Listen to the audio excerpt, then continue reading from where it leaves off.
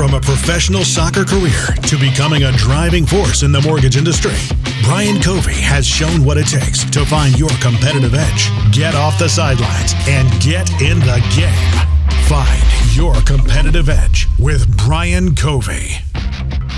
What's happening, everybody, and welcome back to another edition of Finding Your Competitive Edge. So our guest today, I'm just going to tell you, she has a strong competitive edge.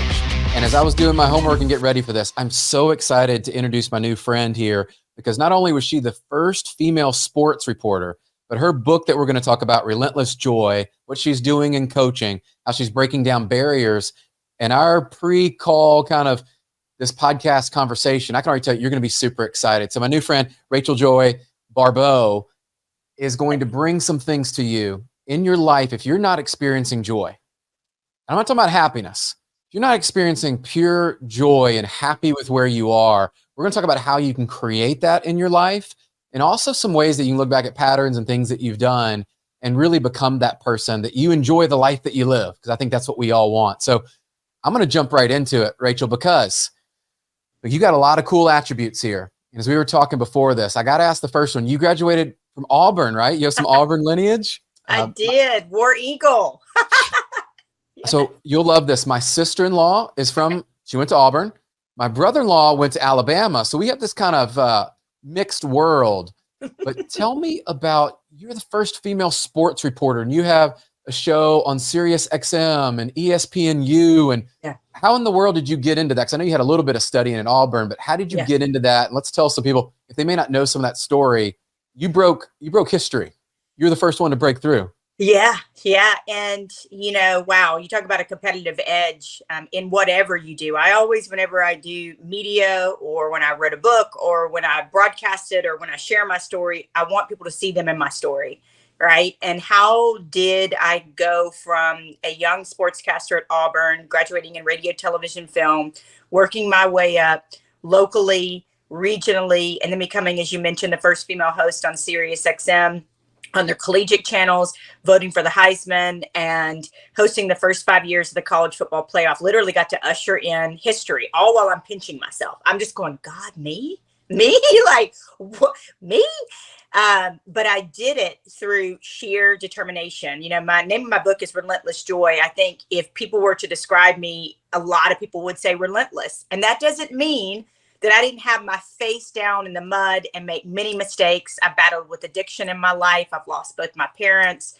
I've been through a lot of things, let's just say. And, but for me, there's always been this will to keep going and to crawl back up. I call it fingernail faith, my friend. And it's when you're hanging on by like the quicks of your fingernails and you're like, you ain't got nothing left, but you are hanging in there.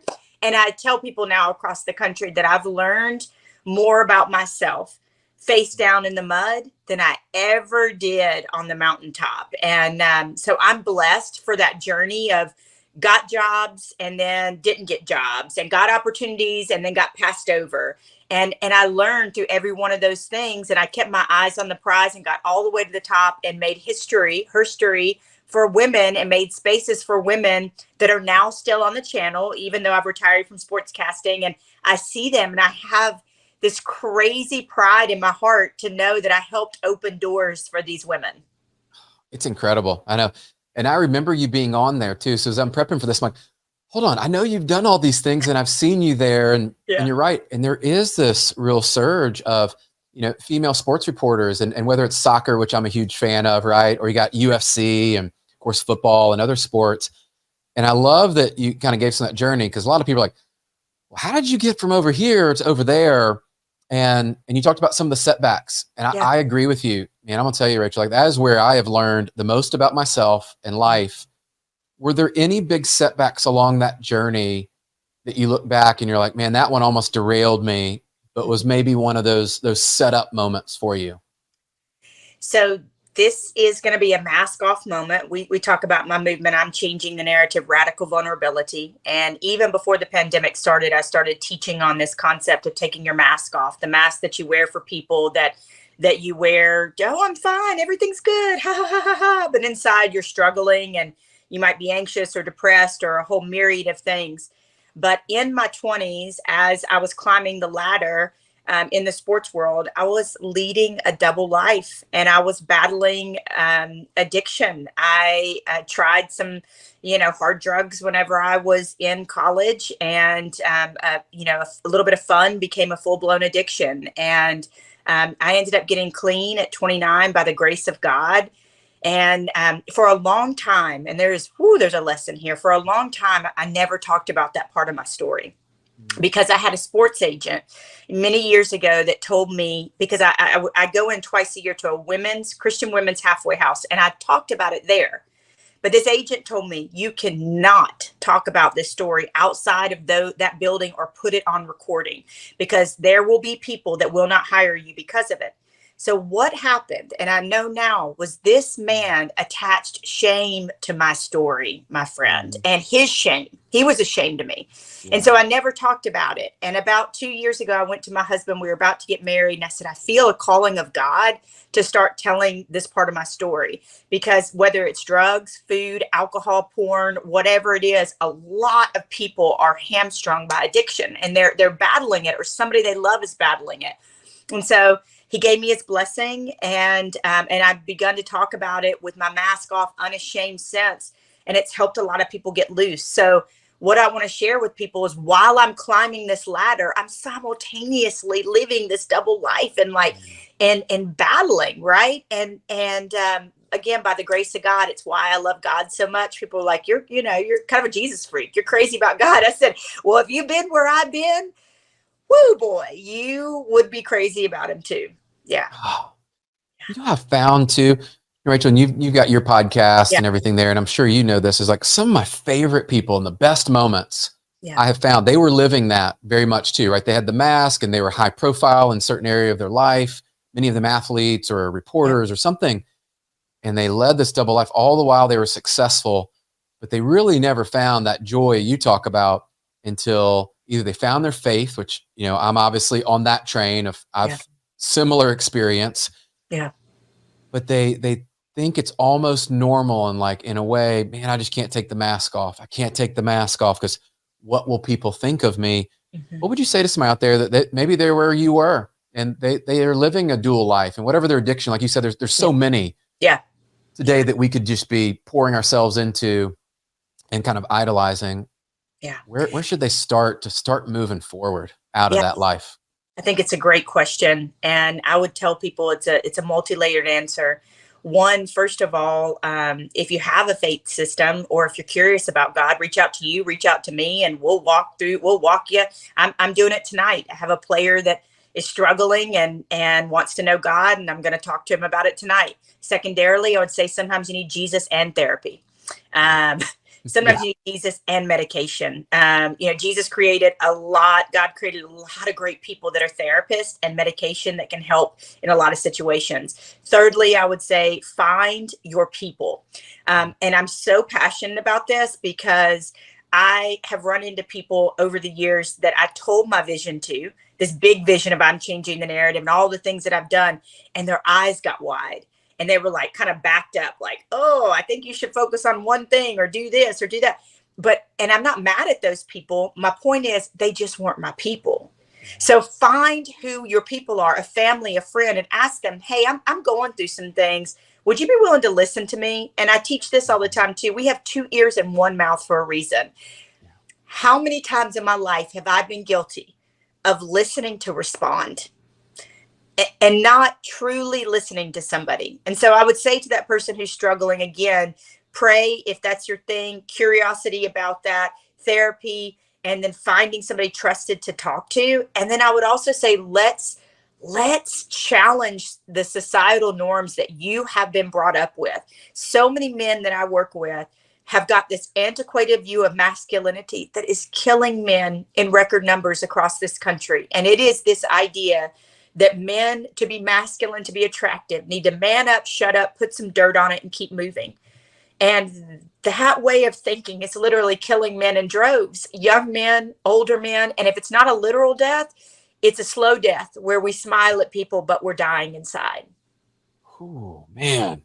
There's so much to unpack. Those 3 lessons you gave. Yeah. I mean, I think that's it. And I look at the anchors that you have in your life, and faith being one of them. You often talk about fitness being one of them. Yeah. You can build up your confidence and your belief. But I love you talk about that last one, the proximity of the people that you're around. And in our group, we talk about who's in your corner, that really Yeah. close group, and you got this circle. It's more people in there. A lot of times people are afraid. They look around, and like you said, people told you like, "Hey, Rachel, like, I don't know about that, big eyes and all Yeah. the stuff." I've experienced that. If somebody's looking at their people around them today, I'm often asked this. I'd love your answer. How do they go find these new people? Because sometimes I just look at like most of the people around me today, I mean, they're not successful. Like they're not going where I want to go. Like how do I Yeah. go find these new people in this tribe out there? Yeah. The first thing that you have to do before you physically do anything else is be open to it in your spirit. Be open to having conversations in the grocery store, on the airplane. We make a decision in our nonverbals and in our spirit before we get on an airplane, whether we are going to engage with somebody or not engage with somebody, just by the way we sit down, just by the way we show up. And I now, when I travel, I'm the weirdest person maybe, but I love airports. I love hellos. I love goodbyes. And I physically and subconsciously make a decision before I go, who am I going to meet here? What's going to happen? Right. So if you're traveling, make that decision that I'm open, going to the grocery store, going to a park, maybe at church, maybe it's a meetup group. Maybe is a hiking group. I don't know what that is. I love to I'm the nerd that I'll be in a city and I love to go take a tour by myself, so I'll end up on a tour with 7 older couples and me, in a city, and I meet people that way. So I think there's a lot of physical ways to go out and do it. But I think and you're so much about mindset and so successful, I think before you go and physically do it, there's a decision in your soul to say, I'm open to receive new friends. I want to be around people that are smarter. Look, here's the reality of it. I look at my friend circle. I got married almost 2 years ago, and I had a girlfriend that was kind of ribbing me a little bit because I had 10 bridesmaids. And I said, look, babe, I was a military brat, and then I moved every 3 years for sport to be a sportscaster. And I said, so I've collected friends along the way. When I look at my friends, each one of my friends has something that I look up to. They are amazing human beings as mothers, as friends, as communicators, in their business, whatever it is. And they make me better people, right? And that's why they're in my circle. So I love it that you're talking about, hey, first identify it, but also get right in your spirit and say, I'm ready to meet some new people wherever my path takes me.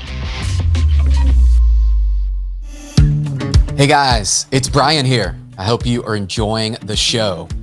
By the way, if you're an entrepreneur or a solopreneur looking to grow your personal brand, make a bigger impact, maybe increase your leads and grow your revenue, let's help you get started today by connecting up with my friends over at the Brand Builders Group. You've heard me talk about them, but if you're new here, this is definitely the first step to get you started in turning your reputation into revenue.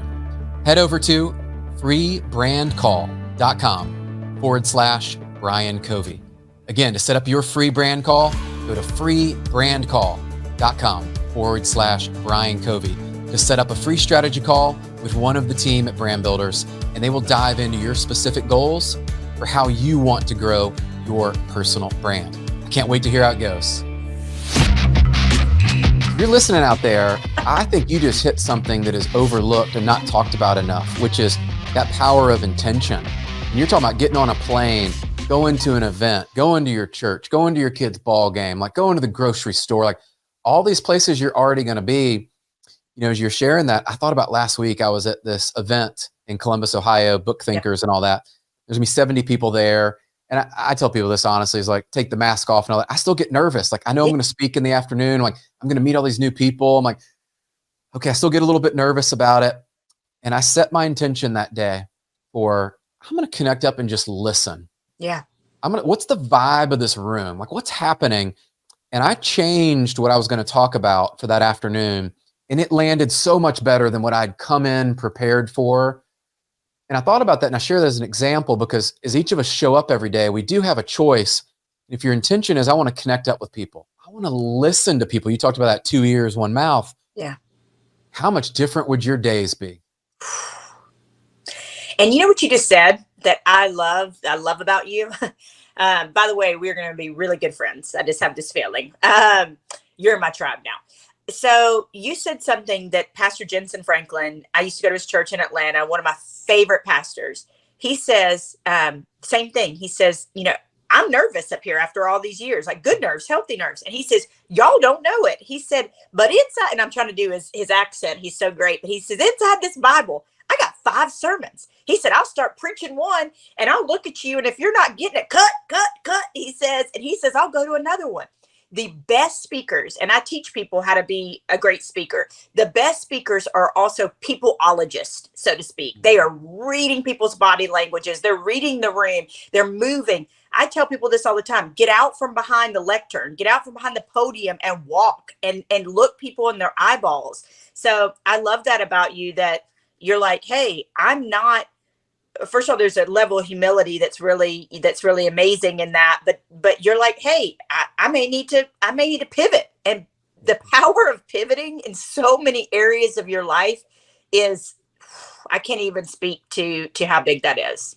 Oh, that's cool. And thank you for the compliment. It's one that I share this with people often, is there's so many great speakers, and I learn and figure out, okay, what do they do well? And I realized, my dad being a psychologist, one of the things I do is I can read people and like the energy, I can feel it and vibe off of that. Well, not everybody can do that, but if you can read a room and connect with a few people in there, like you said, of like maybe you're in the airport or in the grocery store at your kid's game, you just connect up with 1 or 2 people on a deep level. That's how relationships are formed. Okay, so I'm going to be brief with these stories, but just as a really quick example, the other thing I've stopped doing is cursing a delayed flight, especially celebrating 9/11, not celebrating, memorializing and honoring 9/11. I celebrated the heroism yesterday of Todd Beamer. I saw that. Just insane. I think about it every single year, and I want to carry that throughout the year, but I don't ever curse a delayed flight anymore because I don't know what God protected me from. And I always also don't know who I'm supposed to sit next to. So I had a delayed flight recently, sat next to a woman. I won't say her name. She's asking for double drinks, 2 or 3 double. And I'm like, woo, she must be, I make these, thoughts in my head, these initial thoughts in my head. I'm like, she must be about to have fun at her destination. Well, we get to talking. She's going home to say goodbye to her mother. And I have done that same thing. And having lost my mother to cancer 4 years ago, I've become this unofficial person to be able to help other people walk through the end of life with their loved ones. And the things I learned, the things I did well, the things I wish I'd done. So, we embraced. She came back to me. We cried. We prayed together. I was able to pray with her on the plane. I'll never see her again. But that delayed flight led to that. Just last week, I was on a flight with a woman, and she lives in Guatemala, and we start talking and strike up this great friendship. And she says, come to Guatemala and stay with me, And so, and these are the nuggets people think. And I was a slave to success for a large part of my life.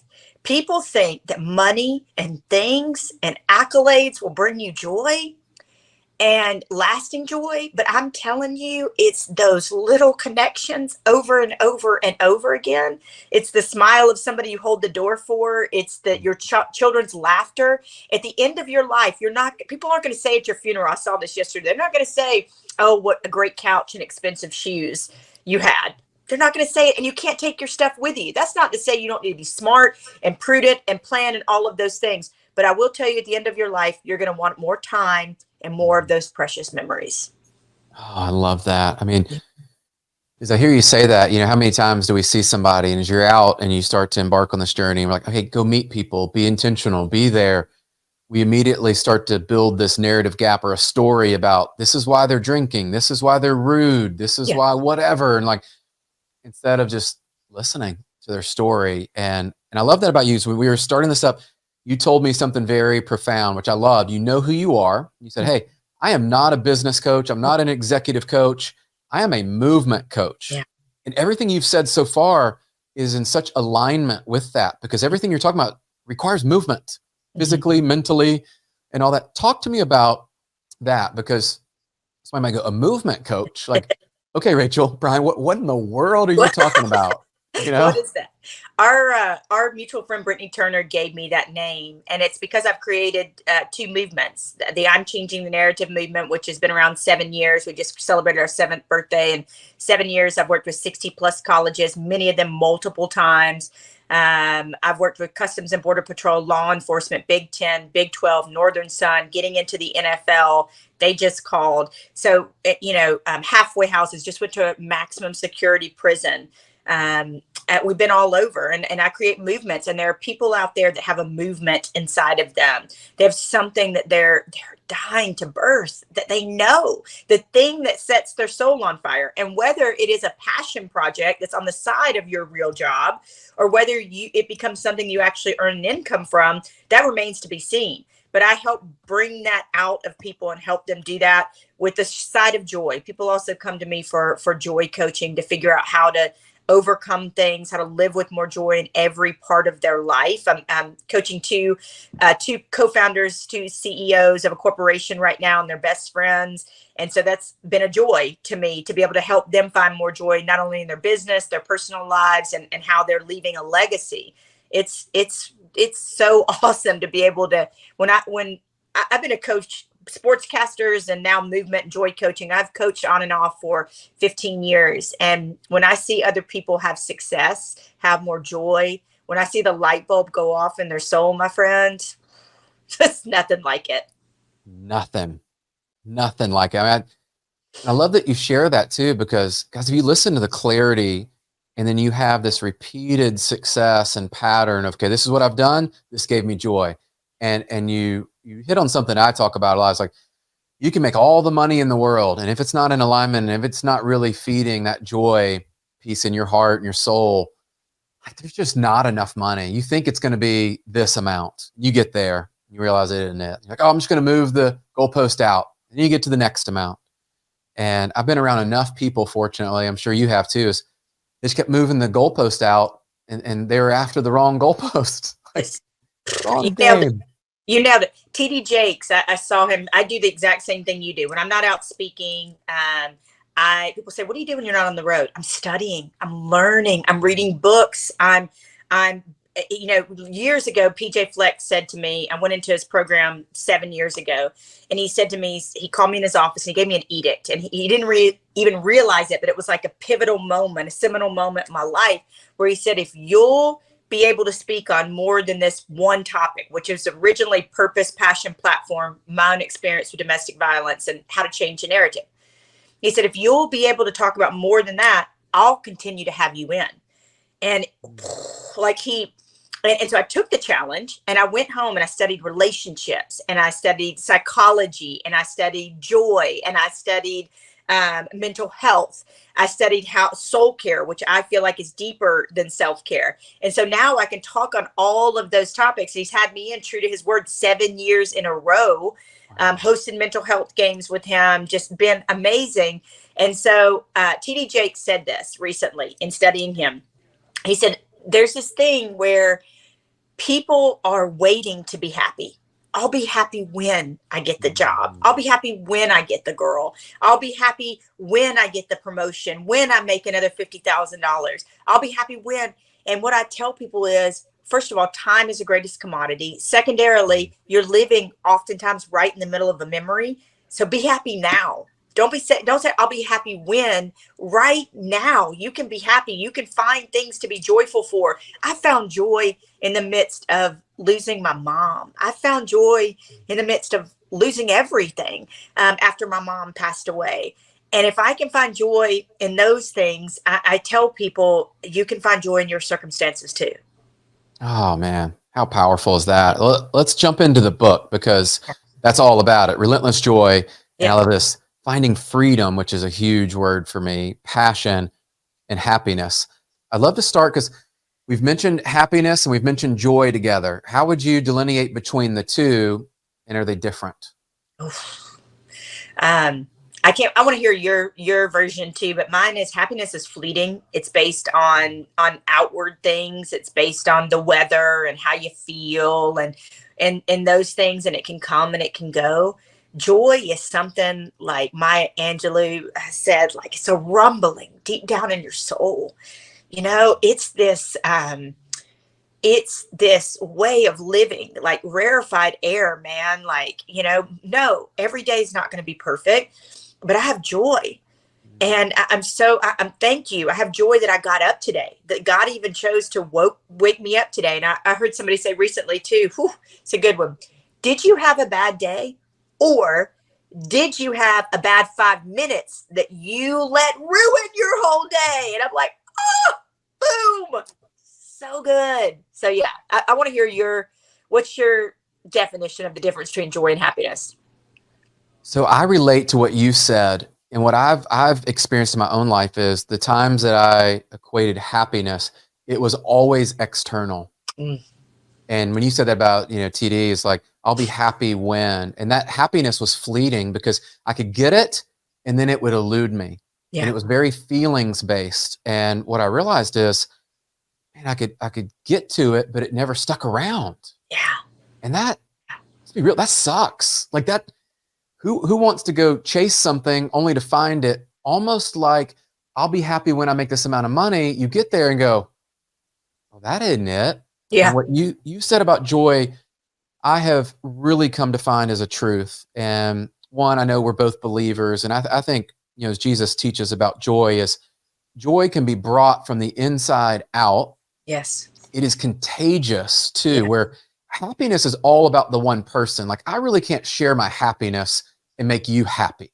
Yeah. I've found joy, though, I can transfer energy because it's inside of me. And it's so, like, as you said, like soul deep that you're like, dude, I don't know what just happened to that person, but they're joyful even when their world just falls apart. And I know we've both had those experiences where, like, 07, 08 was one of the worst for me, having our first two kids, and then the financial collapse and being in the real estate and mortgage industry is like, it's all gone. So if it was just about happiness, I lost it all. Yeah. But joy, how did my wife and I, how did we find smiles? Like, how did we find like a date night still? That's joy. Find the things that really give you joy. That's how I describe it. I think very similar to yours is, man, when you know the difference, you're actually pursuing the right things. And I think too, I can't speak for you, but I would say, would I look back and would I not like to have gone through addiction for the people that I hurt? Absolutely. Would have liked to avoid the pain of losing my home and losing things after my mom passed away, and then subsequently losing all my speaking engagements because of the pandemic. And everything got canceled because everybody's budgets got frozen. Would I like to avoid those things? Yes. But deep down, absolutely, I know that they happen to me because, one, I can help other people, and I am relatable. And I teach people this concept that we are dying at the altar of perfectionism. And in actuality, more people are drawn to your imperfections than they ever were your perfections. And so I love that you talk about that I am drawn to people on social media in real life who are real people, right? Who have not that it's just the bling bling and the cars and the success and all the happy, high moments, man. I'm not drawn to that. I'm drawn to real people who've been through some real crap, who maybe still have some stink on them, and, come out with some soot, and they're teaching from that place, and they become better, not bitter. So kudos to you. Amen. I tell everybody is like, here's the deal. When you see that on social, the awareness that I think people like us have is I'm aware that I'm one decision away from a massive breakthrough and success that could happen. I'm also very well aware I'm one decision away from something horrible. Yeah. Because we're human. Yes. God created this light and dark. And I tell everybody, like, I have the same tendencies and urges and things and all of that. And I am just one decision away. And unless you are grounded and you have some of these things we've talked about, and Rachel, that you shared, is, man, we're just human, and we could fall quickly. And so I go, and that's why I go, I'm no better than the next person. How can I judge them when my life is full of screw ups and mistakes? And guess what? Today, to your point, I may make a mistake. I will make a mistake. I do know that. I'll just call what it is. And when it does happen, my thing is, man, okay, what happened? I'm going to sit with it for a minute. Why did I do that? Like, what's the pattern? What happened? And then I want to move away from that with the Yes. lesson that I learned, so it's not repeatable and becomes this new habit. And so I don't know if you relate to that, but people want to shy away from the darkness. And I'm like, man, that is how God created us. You're dropping bombs, and you're dropping bombs because of the fact, I say it in just a little bit different way, not only the mistake, but I say, if you are really after healing, get curious about your pain. So the next time you're angry with your spouse, man, marriage has taught me so much. Lots of I'm sorry letters slipped under the door, and it's a mirror to your face. And also the beautiful part of it is you're married to your best friend. Hopefully I am, and I'm very blessed for that. But I like you, if I want my healing and I want to not repeat generational patterns and triggers and all of those things, when I do things that aren't becoming of me or not the way I wanted to act, if I'll sit with them and say, well, okay, what's underneath that anger? Because anger is only the symptom. Amen. There is a whole iceberg underneath the water of things that made you angry. Maybe you're hangry, maybe you're fearful, maybe you're sad, maybe you're lonely. All of the, figure out what it is. And that takes real courage and real bravery. I'm telling you, my husband and I, we can sit down after an argument, which we're almost 2 years, we've been together 6 years, and we're evolving so much. We can sit down after an argument and see exactly where we fell for the devil's old rusty trap. And we can say, look, babe, look what we did. We did that. Like, I love you. I'm sorry. Let's be better. And so, sit with those mistakes and sit with that anger if you're really courageous. How powerful. I can relate to that so much. And I could go on and on with stories about that. But I always tell you guys, like, if you're listening to this, just know, and that's why I think you're so relatable and why we connect is, I have, as I've matured, and my wife and I, we just celebrated 21 years, and somebody asked me, thank you. And let me tell you, Rach, somebody asked me last week, and it was one of the coolest moments, like, hey, I'm just married. What advice would you give? And I was sharing about, extreme ownership and some of these things. And I said, what I have learned is to sit in the moment when I screw up, and I do often, is what really caused it. Yes. And my insecurities, patterns from my past, and things will surface just in a blink of an eye. Yeah. And it wasn't what they said or anything there. It was how I received it. Yes. So what I've learned is, like, if I can receive that and realize, like, my wife still loves me, like, even when I screw up, just like God loves us. But when I get down to that root and I go, man, it's because of this happened before, and that's how that made me feel, and that was it. And I said, this is why, guys, we're on this personal development journey. There is no destination. I mean, it spawned this conversation, and people are coming over, and we're having this, and it was such a cool conversation. We actually had a gentleman, Rachel, that said he had gone through some really bad times with his wife. They got divorced and remarried. And so he had this other perspective. Again, it ties into what you said earlier. When you show up and you share and you take the mask off, like, it just became this really cool conversation with now like 5 or 6 people. And you made me think of that, because when we don't show up and share that truth, everybody's like, well, how did they work through did they not fight? Did they not have disagreements? And then we have these stupid ideals that we're on social media and we're scrolling and we're like, well, look at their perfect marriage. Look at their date night. Look at their, and I call it doom scrolling. And then all of a sudden comparison's the thief of joy. And you've sucked the joy right out of what you have going on. And there's a therapist that's in Nashville that I'd love to introduce you to. She is fantastic. If I didn't grow up with her, I would, she wasn't my friend, she'd be my therapist. She taught me something that you just talked about. And it's that each one of us we have a screen, a filter. And it's like the screen that kept the bugs out when you opened the window when you were a kid. And that screen is everything that you receive, your wife or anybody that says anything to you comes through that screen. And your childhood, your generational patterns, your triggers, your hurts, your everything, your inner child work, which is fascinating. All of that makes up that screen. And so your wife can say something to you that didn't mean anything bad at all. But if we're not attacking that screen with the sword of truth, I'll use me an example. I will let something my husband say filter through abandonment and rejection and think my husband doesn't love me or my husband doesn't want me. And I think the enemy he keeps reusing the screen, attaching it. And we've got to attack it with the sword of truth. No, I'm not defective. No, I'm not wanted. No, I am loved. So that's a huge one. And then the other thing I've learned in marriage is so much is about timing. Maybe it's a valid conversation and you need to have it, but maybe you don't need to have it with your husband at 9:30 at night when and I'm speaking for myself, when he's exhausted. And so I just apologized to my husband this morning about something. And I said, yeah, babe, my timing was off. I apologize. I own that. And apologizing is probably apologizing with genuine action behind it is one of the biggest, most beautiful components of a healthy marriage.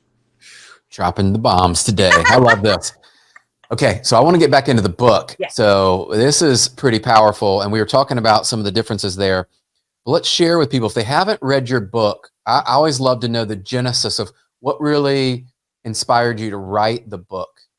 Yeah, I happen to have a copy. So it's this blue, fun copy. If you see it, looks awesome too. Yeah, available wherever books are sold. I have been a storyteller my whole life. I have these crazy stories, and then I love history, and I have these lessons, and people have always told me, being a sportscaster now doing what I do, they're like, man, you should, if there's a movie about your life, like it's crazy, the people I've met, the things that I've overcome. And so I always had this desire to write a book. I tried in 2018. I was with the book agent that did Heaven is for Real and Left Behind. Yes. Somehow stumbled with her. She's amazing. Her name's Lisa. And she was like, look, I think you're going to get 3 offers. You're going to get to choose. My friend, I got nothing. I got no call back. I got nothing. And I was crushed. And in the book, I talk about God's reason for that. At the timing, he wanted my attention. And so, but the idea and the dream never left my head. And I was doing Pastor Derwin Gray's podcast, and he told me, isn't he the best? He's the best. Yes. He's the best. And he stops me in the middle of the podcast, and he says, I need to be obedient to God. And I still have this podcast to listen to it. And he said, first of all, I need to tell you that you are going to be elevated to places that you can't even imagine. You're going to speak in stadiums. You're going to be sold. He said, don't forget, it's God that got you there. And I'm like, whoo. And then he said, you need to write a book. And I said, I tried and it didn't work. And he said, I'm going to introduce you to my book agent after the podcast. He did. 5 days later, I had a book agent. 3 months-ish, I had a book proposal. 5 months later, I had a book deal. Yeah. Bam. Yeah. Oh, talk about timing too. And I love that you're obedient to that. And that's back to the one connection, the one person that you go meet and you just don't know. And I think oftentimes people don't show up. Let's give them a little teaser of, if they read the book, I love the author's perspective. What can they get out of that book? What's in it for them, the reader that might pick that up? It is part memoir, part self-help. There are scientific studies. There are historical pieces in here as I'm a history nerd.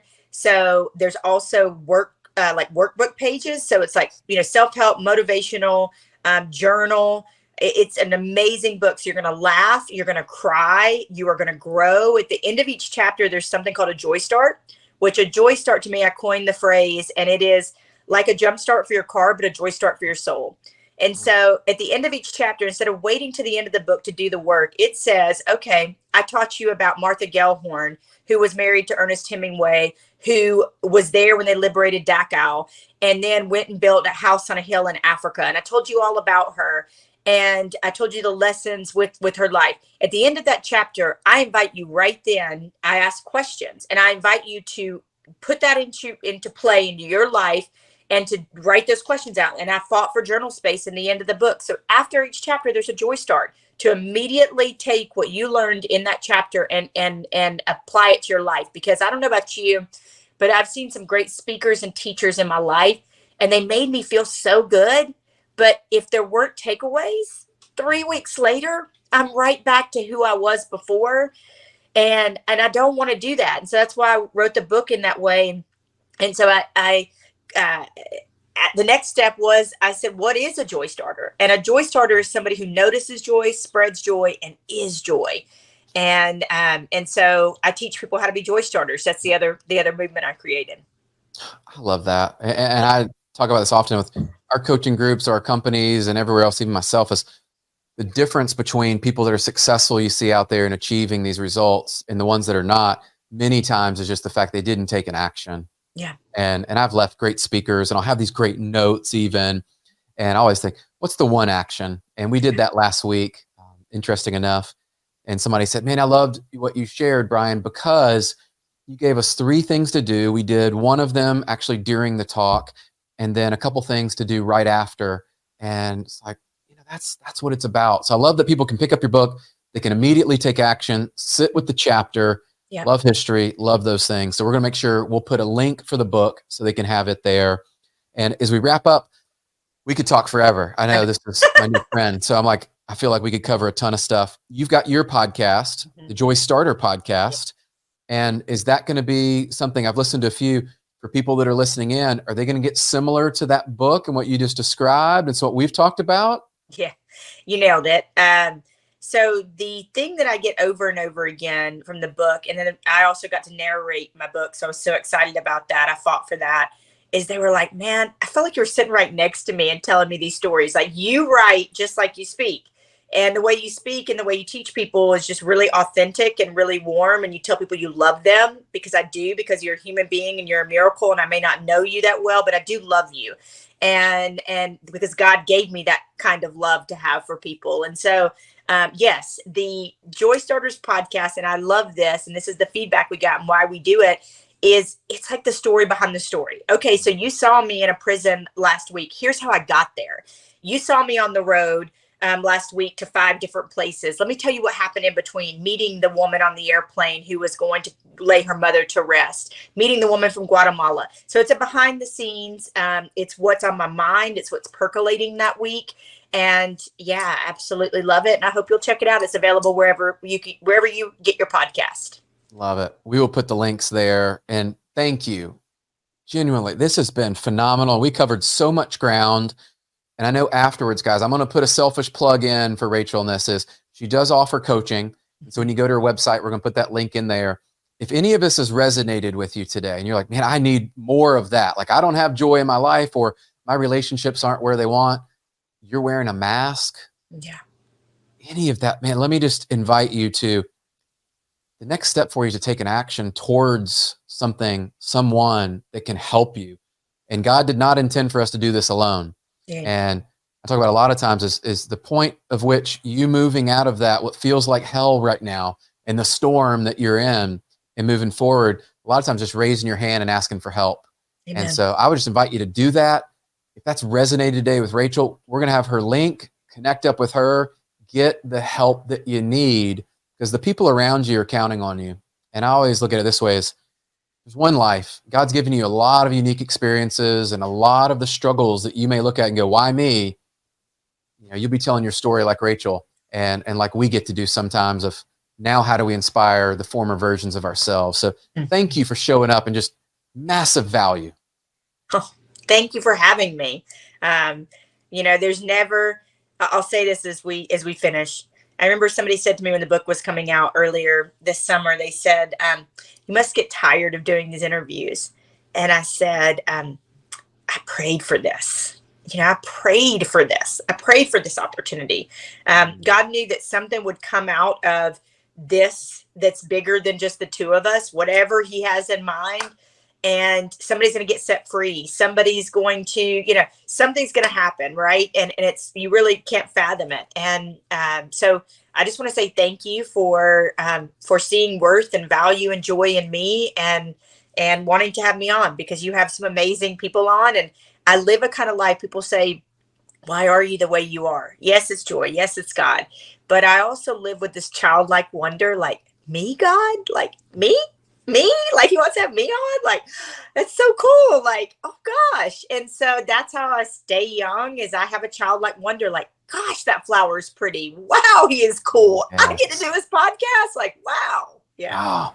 And that could be your competitive edge. As I listened to it and was prepping for it, I think that is what makes you very uniquely you, and the fact that you are curious and aware enough of those moments and those things. And you know, guys, you're listening to this, the ask I always have at the end is the same, is if something has inspired, motivated you, encouraged you, pushed you to take an action that you knew you needed to take, drop us a comment, DM us, let us know.